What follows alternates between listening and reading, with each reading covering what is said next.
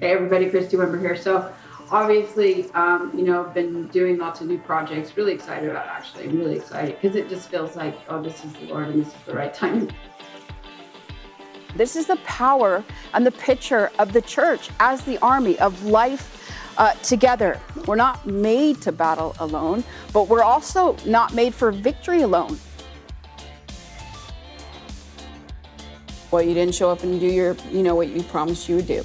Well, you didn't show up to make the coffee. And how many know coffee and ministry at the church is very important? It means like to break politeness. I find that interesting. Like, could you just be polite?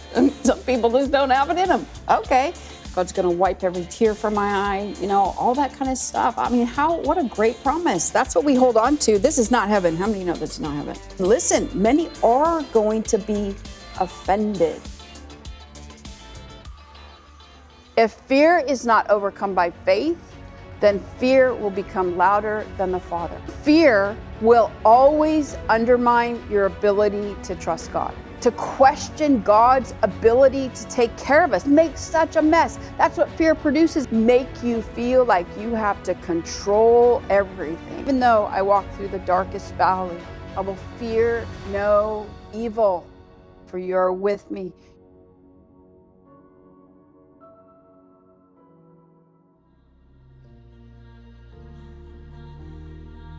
How have you, as a leader, been able to take time to heal? God does do miraculous things. So, if you want people to hear you and understand why you have conservative values, in order for them to hear you, they have to value you. Right. And the only way they're going to value you is if you have a value for them.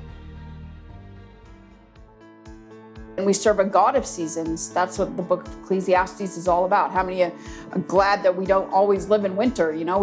We serve a God of seasons. Leave the kids alone and leave the parents alone, but leave the kids alone. If we're running a race, you can't be effective if you're trying to run everybody else's lane. You got to stay in your lane and you got to do the things that God has called you to do.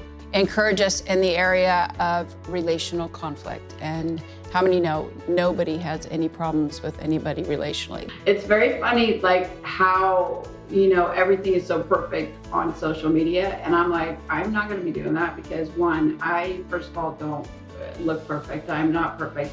And I don't want to spend a lot of time trying to have that appearance. So I'm super animated, and I'm so animated. I give a lot of material where I have the most awkward looks. Let's use those as the thumbnails for everything. And instead of trying to look perfect, I'm doing this on purpose.